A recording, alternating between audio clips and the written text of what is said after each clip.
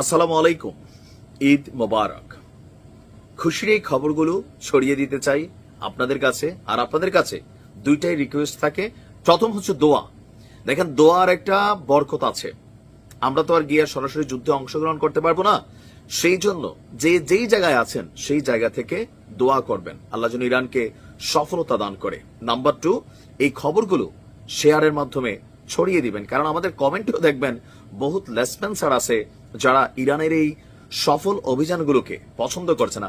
আর আরেকটা কথা বলি আমাদের সুন্নি ভাইদেরকে, এখানে অনেকে শিয়া সুন্নি বিভাজনের মধ্যে এসে ইরানের বিরুদ্ধে ইসরায়েলের যে অভিযান সেটাকে অনেকে বাহবা দিচ্ছেন, অনেকে বিভিন্ন ধরনের বক্তব্য দিচ্ছেন, কিন্তু আপনি দেখেন আজকে ইরানের বিপরীতে যে আমাদের সুন্নি ভিত্তিক যে রাষ্ট্রগুলো আছে তাদের কারোর ভূমিকা আপনি দেখছেন কোথাও কোনো বীরের মতন আছে? সবগুলা লেসপেন্সার হয়ে আছে। সুতরাং শিয়া সুন্নির বিভাদ পরে রাইট নাও ইরানকে সাপোর্ট দেওয়া আমাদের নৈতিক দায়িত্ব। ইরান এবং ইসরায়েলের মধ্যে চলমান যুদ্ধে ইরান বলছে আজকে যে হামলা চালিয়েছে এটা তাদের ইতিহাসের সবচেয়ে বড় এবং তীব্র হামলা। পুরো ইসরায়েল জুড়ে, রাজধানী তেল আবিব থেকে শুরু করে জেরুজালেম থেকে শুরু করে পুরো ইসরায়েল জুড়ে অ্যালার্ম বাজতে শুরু করেছে। ইসরায়েলের রাজধানী তেল আবিব ছেড়ে শত শত মানুষ পালাচ্ছে, কেউ বা আশ্রয় নিয়েছে আজকে নিরাপদ বাংকারে। বিভিন্ন জায়গায় একযোগে চালানো হয়েছে ইরানের সফল এই হামলা। আপনার এই মুহূর্তে আমরা যদি দেখি যে ইরানের হামলায় সর্বশেষ তথ্য হচ্ছে 220 জন নিহত হয়েছে।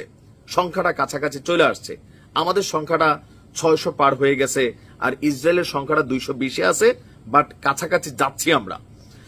আর আমরা যদি দেখি চলমান যুদ্ধে আমাদের টোটাল আপডেটটা হচ্ছে বিবিসির লাইভ প্রতিবেদনে জানানো হয়েছে জেরুজালেমে বেশ কয়েকটি বিস্ফোরণের ঘটনা ঘটেছে, তেল আবিবেও বিস্ফোরণ ঘটেছে। আইডিএফ বলছে ইসরায়েলে নতুন করে ক্ষেপণাস্ত্র হামলা চালাচ্ছে আপনার ইরান, আর এতে বিভিন্ন বাস, বিভিন্ন আবাসিক ভবন, বিভিন্ন অনাবাসিক ভবন, বিভিন্ন সামরিক ঘাঁটি, বিভিন্ন গোয়েন্দাদের যে ডিপার্টমেন্টগুলো আছে একের পর এক সুনিপুণ দক্ষতা নিয়ে এবারের এই অভিযান চলেছে। অপরদিকে এই হামলাকে প্রতিনিয়ত অবজারভেশন করছে মার্কিন প্রেসিডেন্ট ডোনাল্ড ট্রাম্প। হোয়াইট হাউসের সিচুয়েশন রুমে আকস্মিক নিজের জাতীয় নিরাপত্তা দলের সদস্যদের নিয়ে বৈঠক ডেকেছে ডোনাল্ড ট্রাম্প। অলরেডি ইসরায়েলের প্রধানমন্ত্রী নেহো বর্তমান পরিস্থিতিতে করণীয় কি তার জন্য আমেরিকার পরামর্শ চাচ্ছে।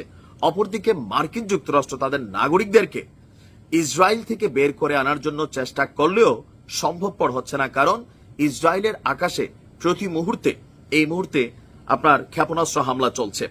আভ্যন্তরীণ ফ্লাইটগুলো আজকে সবগুলো বন্ধ করে দেওয়া হয়েছে, কোনো বিমান ইসরায়েল থেকে উড়ছে না, কোনোটা ঢুকছেও না। এই পরিস্থিতিতে ইসরায়েলের জনগণের মধ্যে যারা ইসরায়েল ত্যাগ করে অন্য কোথাও যাওয়ার চেষ্টা করতেছে তাদেরও যাওয়ার সুযোগ আছে না। অপরদিকে ইরান বলছে আরো বড় জবাব দেওয়া হবে। আজকের এই সফল হামলার পর ইরানের আইআরজিসির পক্ষ থেকে, সশস্ত্র বাহিনীর পক্ষ থেকে, সর্বোচ্চ নেতার পক্ষ থেকে বার্তা দেওয়া হয়েছে ইসরায়েলের রাজধানী তেল আবিব এটা যেন খালি করা হয়। কেন? আরো বড় ধরনের অভিযান চালানোর জন্য প্রস্তুতি নিচ্ছে। অপরদিকে ইরানের পক্ষে চীন, রাশিয়া কূটনৈতিকভাবে যতগুলো বৈঠক হচ্ছে সেইখানেও শক্ত সাপোর্ট দিয়ে যাচ্ছে। এমনকি ধারণা করা হচ্ছে আজকে রাতে আরো একটা বড় অভিযান পরিচালনা করবে ইরান। এই মুহূর্তে ইরানের বিরুদ্ধে ইসরায়েলের যে আকাশ প্রতিরক্ষা সিস্টেম খুব বেশি আর কাজে দিচ্ছে না এই মুহূর্তে। বাকিটা আল্লাহর ইচ্ছা।